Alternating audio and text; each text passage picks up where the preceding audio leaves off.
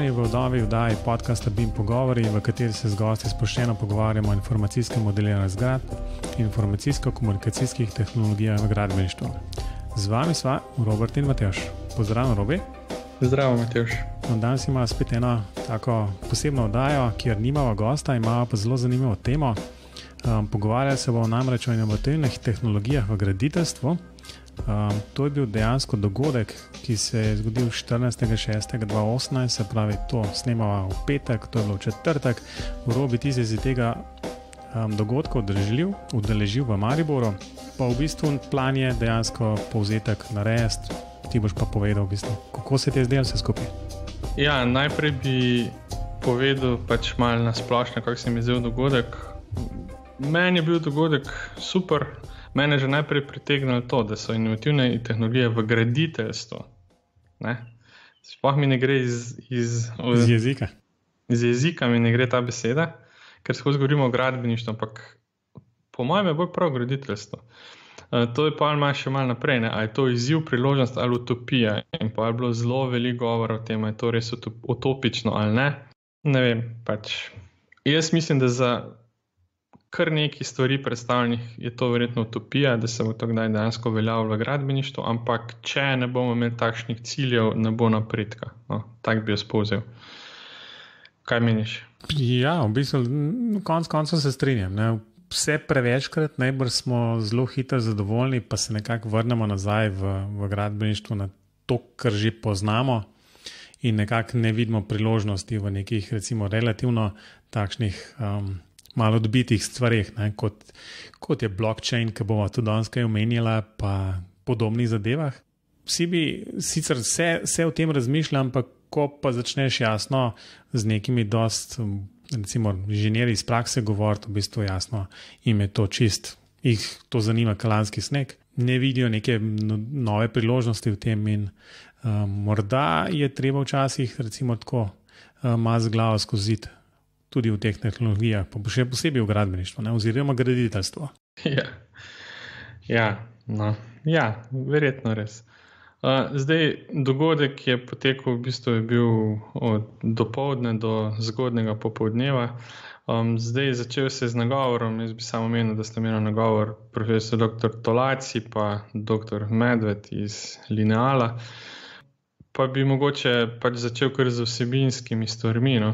Zdaj, dogodek je vsebinsko odprl najin kolega, profesor Turk, in ki je govoril o gradbeništvu kot industriji 4.0 in moram reči, da čeprav delamo skupaj, pa to sem tudi jaz izvedel, kar nekaj zanimivih stvari. A ti veš, kaj je gradbeništvo 4.0 oziroma industrija 4.0? V bistvu si znam predstavljati, kaj je pač industrija 4.0, ampak me pa zanima, kako se to aplicira na gradbeništvo. Ja, kje so bistveni taki poudarki? Jaz sem si delal kar nekaj zapiskov, tudi za potrebe tega podcasta. In najbolj prvo, kar sem si podčrtal, je bilo gradbeništvo 4.0. To je isto, kot je bilo prej, ampak drugače. To mi je bilo res prav. To je v bistvu skoraj tako, kot BIM projektirano, oziroma tako, kot smo imeli včasih, sam da jim mačkan drugače. Ja, tako.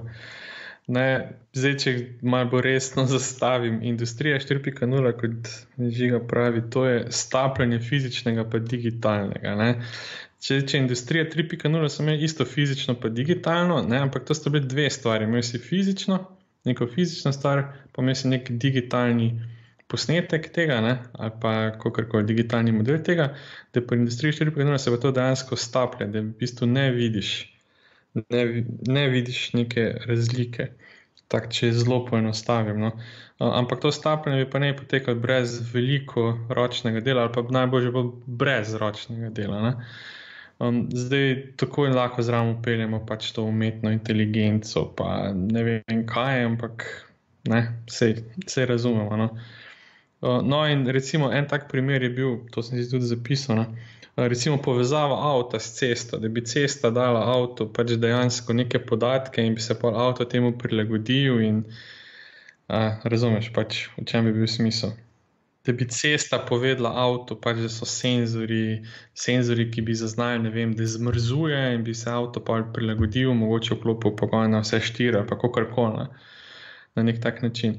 Pa kar je bilo tudi zanimivo, ne, da bi se ne v industriji 4.0 bi ne od produktov prešli k storitvam, kar se itak že dogaja, to pažemo vsi, ki kupujemo programsko opremo ali pa ki, ne vem, smo kupovali dostop do česa na spletu, ne? Zdaj se ne da več kupiti dostop, ampak zdaj pač najameš storitev. Ne? In kako bi se to v gradbeništvo preneslo? Ja, da v gradbeništvu recimo ne bi prodal opeke, ne? Ampak bi prodal zid, razumeš?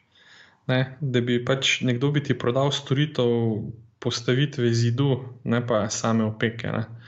Ali pa recimo nekdo ti ne bi prodal armaturne mreže, ampak bi ti pač prodal storitev armiranja, recimo, ne. In kako je to zdaj drugače, kot že imamo? Ja, sej, in to je tudi Žiga rekel, ne, da zelo veliko teh idej industrije 4.0 za gradbeništvo v bistvu ni tako aplikativno, ker mi to že imamo, ne. Ja, mislim, razen če gre sam pač v Bauhaus kupiti neko opeko ali pa ne vem, nekam je to, ne? Ampak drugače pa nikoli ti direktno kot neki investitor ne kupuješ enega materijala oziroma takšnega, pa tudi zida ne kupuješ, ti kupaš v bistvu storitev gradnje. Ja, v bistvu koncev na koncu kupaš izdelano zgradbo, karkoli že. Ja, nekako tako. Lahko bi tudi kupil gradnjo podpornega zidu, ne vem. Recimo, ne. Ja. No, kar mi je bilo najbolj hecno, da Žiga je temu rekel, da se v industriji 4.0 pojavlja Hollywood ekonomija. Ali si predstavljaš, kaj je to? Čak, zdaj ne. To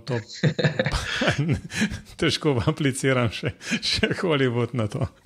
Ja, no, vse je v bistvu bolj preprosto, kot se sliši, ne. Hollywood ekonomija, mi temu z drugimi besedami rečemo prekarstvo. In zato, ker pač tam za potrebe enega filma najamejo scenarista, pa režiserja, pa igralce, pa kamermane, pa tak naprej, ne, ampak to niso zaposleni v podjetju, ampak so pač najeta delovna sila za potrebe filma, zato so to poimenovali baje Hollywood ekonomija, no, kar je spet ena od stvari, ki jih v gradbeništvu že odprej poznamo. A je tako? Res je. Ampak mi temu rečemo podizvajalci. Si predstavljaš kakšne slajde, kjer piše prej podizvajalci, zdaj pa Hollywood ekonomija. Ja, da vse, tudi BIM se prej drugače. Itak, ja. No ja, ampak včasih pa še v bistvu malo mena terminologijo, da zadevo lahko spet mogoče na drugačen način predstaviš pa prodaš, točno to. Stališče tehnologije, zdaj kaj industrija 4.0, to je ena ful stvari je naštevno. Jaz sem si jih nekaj zapisal.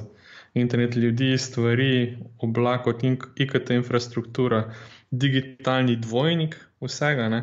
Robotizacija, pa kognitivni računalniki, nekaj takega. No, ampak digitalni dvojnik, ne? Kaj pa je to? Mi imamo digitalni dvojnik, ja, digitalni dvojnik vsega, ne? Ampak pri nas se temu reče BIM. BIM je digitalni dvojnik fizične zgradbe. V tem smislu, ok. V tem smislu, ja. Ok. Tako, no. Pa je pokazal en ful dober video, tako kako bi ne vse skupaj potekal, ko v bistvu, ko se avtomobil, ko bi ne promet potekal, ne. Pač, a veš, ko je vse sinhroniziran med sabo, pa. No, evo, zdaj bi pa res rabila video podcast, da bi lahko ti video pokazala, ne. A imaš link do tega? Žal ne. Bomo poskusili zvedeti pa dati v zapiske. Če boste našli v zapiskih, to je zdaj izziv za poslušalce, da pogledate v zapiske, če je noter, potem smo našla ta video. No, potem pa še malo o BIM-u povedal, ne? Da BIM pomeni različne stvari, da čisto odvisno od konteksta. Pa kar mi je bilo zelo, zelo zanimivo, pa kar bi tudi rad poudaril, ne? Da BIM je srednji koncept industrije 4.0 stališča gradbeništva, ni pa edini. Ne? In to se mi zdi, da v gradbeništvu, graditeljstvu, kakorkoli temu rečemo, velikokrat pozabljamo, da gradbeništvo ni zgolj BIM. So še verjetno kakšne druge smeri, ki jih zelo premajkrat uporabimo. Ne? Mislim, da sem tudi včeraj, ko smo imeli pa en tak relativno širok pa pester sestanek na faksu, ravno to rekel, ne? Da BIM pač BIM mora biti pa vsod, pa hkrati nikjer, ne? V smislu vsak gradbeni inženir mora precej vedeti o tem, ne? Ampak da bi pa sam BIM vedel, pa ne vedel v bistvu zraven, kaj je beton, pa kaj je jeklo, pa kako se nek most naredi, ne? Je pa tudi malo narobe, najbrž, ne? Ja, res je. Ja, se pravi, jaz še vedno zagovarjam to, da BIM je pač digitalizacija gradbene panoge, ampak da se ne bi smel toliko veliko govoriti o BIM-u, ker to pač je dejstvo, ne? Zdaj pa, da iz BIM-a delaš pa neko posebno temo, pa ne vem, če... Ne vem. Pač, no, in da še dodam eno razlago termina BIM, kaj misliš? Ne bom niti ogibal. No, Žiga je temu rekel, BIM je boljši informacijski management. Ja, lej, saj v bistvu lahko bi poslovenili kratica, ne? Ker do zdaj nismo imeli kakšne prave ideje. Boljši informacijski management. Ja. Ne, no in pa zdaj to priložnost za tehnološki dvig in preporod gradbeništvo, ampak pač še enkrat ni pa edini koncept, ne. Tako, no, to je tako zelo na hiter. Pač idej je bilo še mnogo več tam predstavljenih, pa dejansko tak en dober pogled, kam bi ne šlo gradbeništvo 4.0, čeprav ne vem, kje smo pa 1, 2, 3 imeli, ne. Ker se to je tako se razvija. To je tako približen, ka splet 1, 2, 3, v bistvu pa ni, da ni. Tako, no, da ne bomo predolgo. Zelo zanimivo predavanje. Čakaj, ampak to si šele prvo predavanje, pa že 15 minut govoril. Sej druga bom šel bolj hiter skozi, no, ampak to je bilo res ogromno enih konceptov predstavljeni, ko se mi zdi, da bi bili zanimivi za ponajne poslušalce. Potem je nadaljeval tudi najem prijatelj Iztok Peruš, docent dr. Iztok Peruš iz Univerze v Mariboru, FGPA-ja. On je pogovarjal o uporabi veriženja blokov v graditeljstvu. Predstavo je pač v bistvu bolje želel motivirati, da bi ljudje razmišljali o blockchainu kot dejansko zanimivi tehnologiji za gradbeništvo. Poudarek je bil na tem, pač, da svet ustvarjajo mladi, ne, in potem pokazati neke raziskave, da mlajši kot so spraševali, bolj so bili naklonjeni blockchainu, starejši kot so naklonjeni, kar je nekako tudi logično. Ne. In je želel pač poudariti, pa malo razložiti, kaj blockchain je. In kako? Je predstavil kakšen tak dober use case? Ne, ni predstavil dobrega use case-a. Mislim, dobrega nobenega use case-a, v bistvu ni predstavil gradbeništvo. Kar se mogoče malo pogrešam, ampak on je bil edini, ki se je res držal te časovne omejitve, tako da ga čisto razumem, pohvalno, da ni mogel vsega. Ne. Jaz ga hvalim zaradi tega. Ne. Potem za njim je prišel še ni več, mislim, da še študent druge stopnje, gospod Simon Sovič, ki se predstavil kot nekdo, ki dela v nekem startupu Cherry. On je pa tudi govoril o veriženju blokov kot priložnosti za naslednje generacije inženirjev, ampak je spet sa stališča samo, da je to ena od možnosti, v katero se lahko usmerijo, ker nimajo kaj izgubiti, ni bilo pa nobenih v bistvu nekih gradbeniških use caseov, da bi on dal kak predlog, kje bi bila priložnost za uporabo blockchaina, ampak samo da je smiselno razmišljati o tem, da bi blockchain lahko nekaj spremenil. Ne. Jaz bi to predavanje zelo pohvalil, zelo energičen, tako zna govoriti, prej sem ti tudi pred snemanjem rekel, da jaz bi njega v bistvu imel, da bi pitch delal. Ne. Tako da zanimiv, no, zanimiv. Ja, ampak prosto, sem te prekinil, v bistvu te veriženje blokov, oziroma je bilo bolj v smislu nekih teh smart contractov ali kaj podobnega? Bilo je zelo nasplošno, ne, pač ne se bati, da ICO so prihodnost pa tak naprej, ne. Ampak jaz kot nekdo, ki je mogoče to malo bližje videl kot večina najnih poslušalcev, pa to je tudi tako, kar je on rekel, ne, da zaenkrat moraš biti skoraj hacker, da pač kupiš, ne vem, neko alternativno valuto ali pa da bi si da je ta vstopni prak je zelo visok, ne, ampak da ne se pač inženirji tega ne ustrašijo, zato ker mogoče je pa nagrada potem toliko večja. Ne. Mogoče, ampak še enkrat, meni še nihče predstavil neke resne študije primera na nivoju gradbeništva, ker bi to dejansko bilo smiselno. Skozi se govori o nekih gradbenih knjigah, pa popisih del, pa to, ampak to smo potem tudi Žigo govorili na koncu, preko vse to že imamo. Ne? V bistvu to, ko imaš tukaj proof of work ali pa proof of stake per blockchainu, ne? Imaš pa tam v bistvu tistega, ki ti podpiše, ne? Da je bilo nekaj upravljeno. Tako da se pravim, ne vem, nisem šel v take aplikacije, da bi rekel, okay, to pa res ne gre brez blockchaina. No? Ja, še posebej, če je tehnološko v bistvu relativno tako labilno, ne? V bistvu to moraš imeti kar srečo, da na koncu se skup dela. Ne? In se ti zelo hitro zgodi, da to gre in ne dobiš nikoli več nazaj. Točno to, ne. Tako, to jaz kaj več ne bi niti o tem rekel. No. Je pa, se pravim, zelo, zelo dobro predavanje, no, tak na ameriški način, tisto te zanimira in tako. No. Potem je bil, naprej je bil Mitja Papinuti, en gospod, ki dela v Gradcu v eni projektivnem biroju, ki se ukvarja s projektiranjem mostov, ampak takih mostov v zelo zahtevnih razmerah, ne. Predstavljajo, koliko dela je bilo upravljenega, da zdaj lahko projektirajo mostove na Norveškem med posameznimi fjordi, kjer ni možnosti temeljenja, ker so globoki tudi po 600 metrov.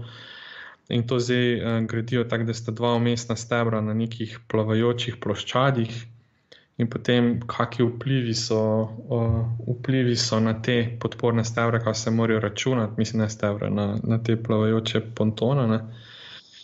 In v bistvu poanta je bila v tem, da to je sama dinamika. Ne? Tu ni nobenih statičnih metod več, to je vse v dinamičnem območju, v nelinearnem in koliko je to zelo komplicirano in da tega znanja v bistvu ni, da tega znanja največ na Norveškem, ker ima to take razmere. Omenil je, da dela doktorat na Univerzi v Ljubljani, pa ga žal potem nisem ujel, da bi vprašal, kje, pa pri kom, ali je to na strojni fakulteti, ali je to na gradbeni fakulteti. Zelo, zelo zanimiv in stališče inovativnih tehnologij, čist mogoče najbolj aplikativno predstavitev v tem sklopu. Nič omenil Bima, ne, sej mu ne zamerim, ker to je res, to gre v take podrobnosti, da tiste enačbe, ki jih je kazal, so res komplicirane. No. Zelo zanimiva tema, odlično predavanje, super, no. Sem vesel, da sem ga videl, no, tako bom rekel. Si pa lahko verjetno predstavljaš, kako je to kompliciran. Ja, zdaj, ko si ti to razlagal, sem začel zraven razmišljati, kaj vse ti tam vpliva na tist od valovanja, plimovanja, do vetra, do jasno onih koristnih obtežb, do ni v bistvu, ne? In vse to se premika istočasno. Ja, mislim, upam, da sem si prav zapomnil, ampak tam, ko je kazal nekaj, kakve so te deformacije vozišča, da so tako, da niha za 30 cm. Ja, to sem te hotel vprašati, kakšne so pol te deformacije v bistvu? Si predstavljam, da to naredi tako, da se lahko avto gor zapelje. Ja. Že tako pri nekih mostovih, ki so dosti dolgi, so v bistvu dilatacije v bistvu precej velike lahko, ne? Sej v bistvu tega ni predstavljal, sam kazal je neke grafe, pa sem zdaj, če sem prav razbral, da je bilo tako, da je bil ta pomik 30 cm maksimalen, kar je v bistvu ful, ne, je pa most dolg 5 km, ne. In je rekel, da v bistvu vsa programska oprema, pa vse, kar je razvito, obstaja tam za mostove kilometer, maksimalno 2, ne, to je pa 5 km dolg most, ne. Pa je to samo 2 verzije programa poženeš naenkrat. Ja.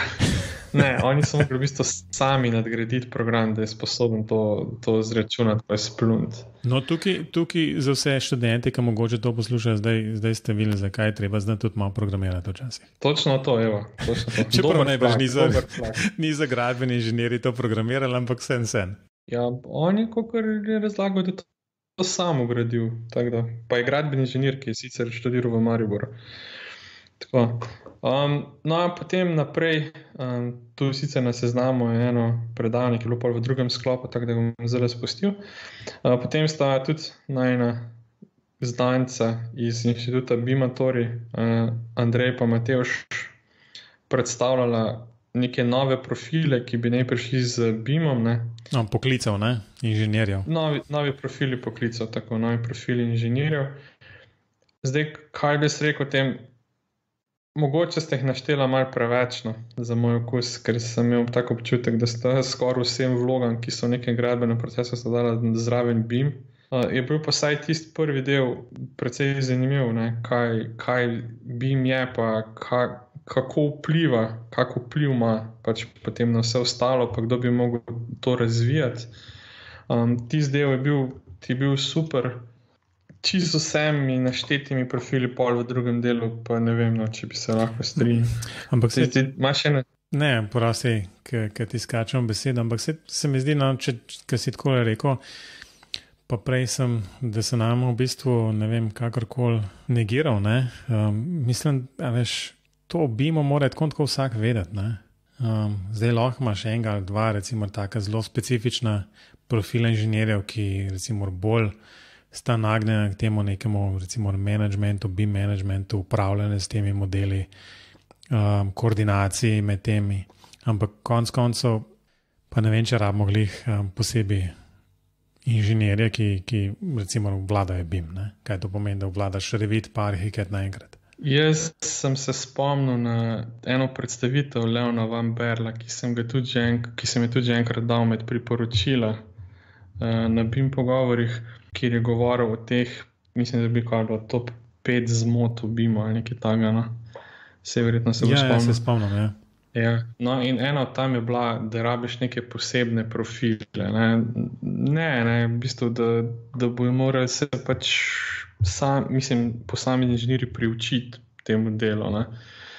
Čisto se ne strinjam, ker dejansko bo vsak velik projekt potreboval enega BIM menedžerja, čeprav bi tudi zdaj verjetno potreboval nekoga, ki bi se ukvarjal z informacijami, ampak ne bi se mu rekli BIM menedžer, ampak bi se mu rekli, ne vem, podpora projektov ali kakorkoli.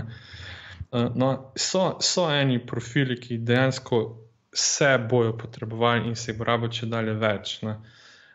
Ampak ne pa vsi, no. Mislim, ni to zdaj tako, da boš naredil hierarhijo, kaj se rabi, da se bo šel BIM, ampak pač verjetno kakšna vloga tu pa tam bo pa res zdaj čisto nov nastala, oziroma je že nastala, pa je potrebna. Ne verjetno, ampak zagotovo. To bi bil moj komentar. No. Ja, se to razmišljanje, no, to podobno ali pa sorodno mojemu, no, da ne rabimo glih vsega novega. No. No in potem ta prvi sklop je pa zaključila docent dr. Tanja Simonič-Korošak, ki je krajinska arhitektka in je predstavila imela eno predstavitev z naslovom Napredne tehnologije in načrtovanje odprtega prostora. Malo je imela tehničnih težav, ne po njeni krivdi, ampak tista njena predstavitev se ni tako prikazovala, kot bi se morala. Je pa vseeno zelo zanimivo, ker je predstavljala, kako te inovativne tehnologije od lidarja pa kazala je zajem podatkov z droni, pa v bistvu študije variant, pa tak naprej, ne? Kako to vpliva na koncu na nek končni izgled ene takega projekta krajinska arhitektura. In meni je bilo tisto res super. No? Zelo lepo je predstavljati tam tudi nek nov park, na mestu, kjer je bil že star, ki so projektirali. Pa še en je bil v BTC-u v Ljubljani, to bi mogoče ti veš, da bi se ne načrtoval nek park future ali prihod, ne vem.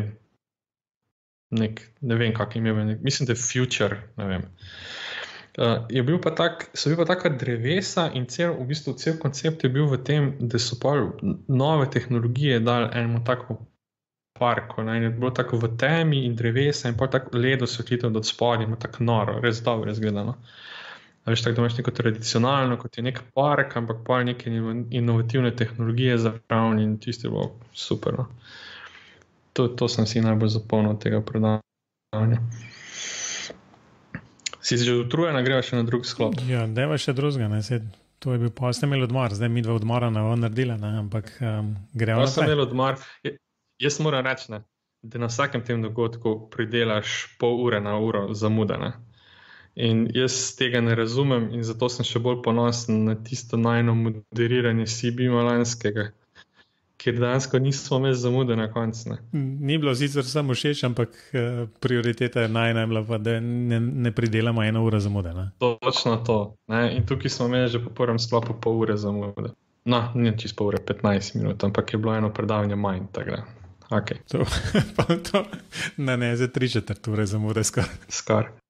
In potem v drugem sklopu po odmoru, ki je bil samo pol ure, da ne bo kdo mislil, je asistent Zoran Pučko FGPA predstavljal BIM iz stališča 4D in 5D, se pravi BIM 4D in 5D modeliranje, kjer je pokazal, kaj od tega počnejo na fakulteti. Potem je tudi predstavil, da so bili udeleženci prvega BIM-atlona, ki je bil takrat organiziran v Mariboru, pa še en projekt, kjer so gradili, zdaj sem pa pozabil, neki za eno občino so gradili neko stavbo in so potem tisto stavbo spremljali tudi s kamero, kar je bilo super. 9 mesecev gradnje so spremljali s kamero in potem pokazali en super video in da so na podlagi potem teh posnetkov tudi delali dejansko terminski plan, 4D, 5D terminski plan za nazaj, pač model.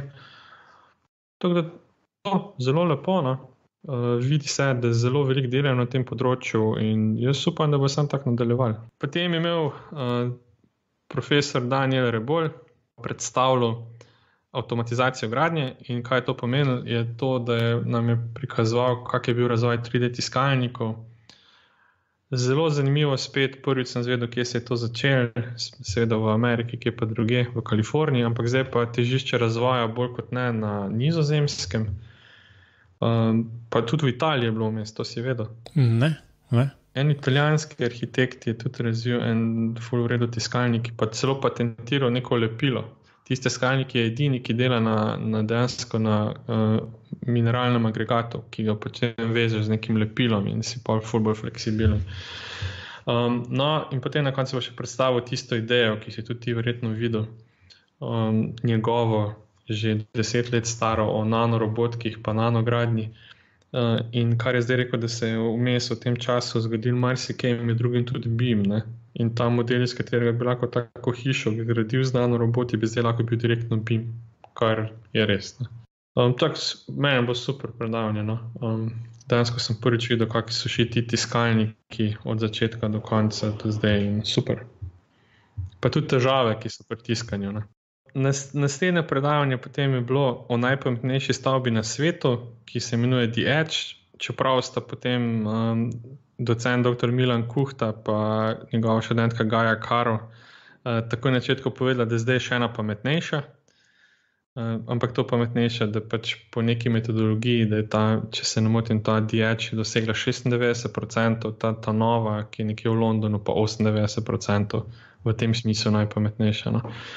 V glavnem gre za neko stavbo, ki je zelo v redu zasnovana, jaz se prej nisem poznal, pač izkorišča vse živo, od ne vem, geotermalne energije do, ne vem, da ima samo za tretjino zaposlenih dejansko pisarne, drugi se pa po konferenčnih dvoranah pa to pa po skupnih prostorih selijo, zato da so bolj učinkovita izraba in ne vem, nekaj takega. No. Ampak jaz sem si tukaj zapisal 2 stvari, ki so se mi zdaj ful zanimive pa pametne, no, ki jih je docent Kuhta povedal. No, in prva je bila, da arhitekti so kreativni, gradbeniki morajo biti pa inovativni. To je bilo ful v redu izjava. To je dobro, ja. Ja. Ker je bilo nekaj o kreativnosti pa inovativnosti pa izzivi pa priložnosti pa utopijah. Ne. To pa še nekaj, ne, da vse se mora spremeniti, da bi vse ostalo isto. To je pa en di Lampedusa, en Italijan rekel. Ampak sej, to je tudi tisto, kar je Žiga na začetku rekel. Ne, je rekel, ja, vse je isto, ampak drugače. Tako, no, to sem si zapomnil. Ne. Stavba, ja, super, ampak sej, če je zdaj žena pametnejša, pa je že to v bistvu outdated. Ne. Ja, sem pa v bistvu zraven pomislil, ko si rekel, da je samo za tretjino zaposlenih so pisarne. Ne vem, če na ta skor v bistvu teh 96 točk vpliva, kaj tudi zadovoljstvo tistih, ki tam delajo. Ker sem ravno en podcast poslušal od McKinseyja, kjer je bilo ravno o tem govora, v bistvu o teh odprtih pisarnah in tako naprej, ne, kjer jasno je pač še zmeri neka taka splošen trend v bistvu odprtih pisarn, ampak da se to tudi že ponekod, ki imajo, se že obrača nazaj in v bistvu, ker enostavno to ne gre. Ne. Ja, ampak tukaj je bilo, po mojem se tudi razmišljalo o tem, ker je kazala ta študentka slike, ne, koliko je že imel študentka Gaja Karo, je kazala s fotografije, no, da imajo v bistvu tudi v teh skupnih prostorih, pa na hodnikih, pa to veš, imajo take zofe, ne, ki so imele v bistvu potem te naslone ful visokega, tako da si v bistvu, če si se noter usedel, si imel čisto zasebnost, če si se obrnil na stran, ne. In potem tudi baje, da če so prišli delavci, če pride delavci, pa ne vejo, kam se lahko sede, da imajo telefonsko aplikacijo, pa jim povejo, kje je prosto, pa take fore, ne. V bistvu, da je res poskrbljen, ne. Recimo, da grejo v take podrobnosti, da če prideš do avtomata za kavo, na podlagi tvojega telefona avtomat ve, kaj naročaš in ti kar naredi. Mislim, take štose. Tako da zanimiv, ne. Jaz sicer ne, že to pametni dom, pa to že s tem imam probleme včasih, ampak ok. Ker vem za primere, ko je bil ti žled v Sloveniji, pa niso mogli po 2 tedna dvigniti žaluzij, ker so me vse električne. Ja, to se jaz zmeraj sprašujem, tistele spodne, ki imamo neki na sončne celice, toplo vodo, pa ono, pa tretje, ne, veš, hoče biti vse skupaj pametno, ne, pa preklapljati med različnimi načini gretja tople vode. Koliko to dela, ne? Mislim, na koncu je tako čist naumen, ne, ampak tako naumen, da na koncu ti zgrevc, ki je na vrh, ne, ki je za elektriko, jasno se gor kamen nabere, pa ga je treba zamenjati. Tako da, to kot tem. To pršparaš. Ja. Da navrat, ponovadi zmer se zgodi takrat, ko najmanj rabaš in pol navrat na nos kličeš vodovodarja, pa električarja. To je ponovadi kakšna sobota, ne, kjer benga ne dobiš. In veš, koliko pol stane to, ne? Krat 2. Ja, itak. Ful prešpareš. No, pol naslednje je bilo o prihodnosti mestne logistike. Je imel višji predavatelj Tomislav Letnik, spet iz svojega pa. Ful zanimivo predavanje, no. Logistika. Pri nas na FGG mi logistike mislim, da nimamo nič. Tam imajo pa to v sklopu prometne smeri, če se ne motim. Zelo zanimivi izzivi, to, kar je kazal, odlično delo, zelo zanimivi projekti. Jaz sem si tu zapisal samo en stavek, da je zadnji kilometer dostave stane 28% cene dostave. A to si vedel? To nisem vedel točno teh podatkov, ampak je pa vedno to, nekaj sem tako poslušal tudi za Amazon, ko se grejo neke dostavljene službe tudi svoje, ne, je to dejansko ta največji problem, no, tiste zadnji kilometer. Ja, no in s tem se ukvarjajo, ne, pač v tej skupini, kako bi to zoptimizirali, kam logistične centre postaviti, čim bolj pokriješ, da je čim manj prometa po mesti, ker če je manj prometa noter, pa je bolj čist zrak, pa manj gužve, pa tako. Mislim, res super, no, super. Sploh nisem pomislil, da to se kdo s tem ukvarja. Potem je bilo pa še eno predavanje o krožnem gospodarstvu in novih poslovnih modelih. To je bil nek gospod Vladimir Gumiler iz Slovenskega gradbenega grozda. Zdaj, to je bilo bolj pač v teh poslovnih modelih, pa tako ne vem niti, če bi kaj veliko o tem razlagal. Zdaj, kar sem si jaz zapomnil, pa spet en stavek, ki bi ga povedal, no, in to je, da moramo ta industrija 4.0 ali pa kakorkoli v prihodnosti, da bo treba razdružiti življenjski stil od rabe naravnih virov. Kar mi je bilo prav tako tisto, ok, ne, nikoli nisem razmišljal o tem, ne. Se pravi, naš življenjski stil bo treba pač ločiti od rabe naravnih virov, bomo to dosegali, pa bomo lahko rekli, da se obnašamo trajnostno in tak naprej, ne. Zdaj pa smo to sposobni narediti, pa. In recimo tudi v trajnostnem gradbeništvu, da bi morali, on je poudaril, da v bistvu parcela s staro hišo je dražja od prazne parcele in da to sploh ne bi smeli biti, ne. Zato, ker bi tista parcela, na kateri je že hiša, ker bi moral tiste materiale že uporabiti kot surovino za naslednjo stavbo, ne, bi moral to biti ceneje in da je treba pač razmišljati o tem in da on je to imenoval krožno gradbeništvo. No, zadnje predavanje je bilo pa o umetni inteligenci, izzivih in strahovih, ki jih je imel profesor Dejan Korošak iz FGP-ja, fizik, kot je sam poudaril, fizik po izobrazbi. Kar sem si tam zapomnil, je, da je našel nek spletni servis, spletni servis, v katerega napišeš svoje področje in ti napiše, kakšna je verjetnost, da boš v naslednjih ne vem koliko letih ostal brez službe. Ja, in je noter je napisal civil engineering in je bilo, da imamo 4% možnosti, da bomo ostali brez službe, kar je v bistvu kar ok, ne? Ker on je pa napisal gor potem še fizik noter, ima pa 10%. Tako da, ne, kar je ok, 2,5-krat več. Potem so ga nekaj vprašali, kaj pa arhitekti, ampak rekel, to si ne pa sami preverijo. Pa nisem šel preveriti, ker se ne spomnim, kira stran je bilo to. No, on je govoril o pomenu umetne inteligence, na začetku tudi predvajal zvočni zapis, ki ga je Google predstavil na svoji letošnji konferenci, ker se pač umetna inteligenca dogovorila za neko, ne vem, rezervacijo v neki restauraciji, to si verjetno slišal. Ja, to sem videl. Ja. Spet ne, jaz ne vem, kako se lahko to aplicira v gradbeništvu, ampak ja, no, imam pa vedno v glavi to, kar je rekel Steve Wozniak na konferenci na Dunaju, kjer je rekel umetna inteligenca, ja, ok, dejstvo je, da je umetna, ni pa inteligenca. Ne. S tem se pa pač potem ta dogodek zaključil se z okroglo mizo, ampak je imel potem toliko zamude, da sem nažalost moral iti domov. Tako da ne vem, kaj je bil potem sklep okrogle mize, ampak ja, definitivno mi ni žal, da sem se dogodka udeležil. Videl sem čisto en drug pogled, pa kaj delajo tudi v Mariboru na to. Tako zelo zanimivo. Je pa več kot očitno, da zelo veliko stavijo na BIM. No. Tako. Ja, absolutno, se predstavljam, ja. Ampak v bistvu se mi zdi tudi sama predavanja bila tako, vsaj po naslovih, ker pač nisem bil tam, ampak tudi po tem, kar si ti povedal, se zdijo zelo zanimiva in mislim, da se mi skoraj prepriča, da v naslednje leto s tabo.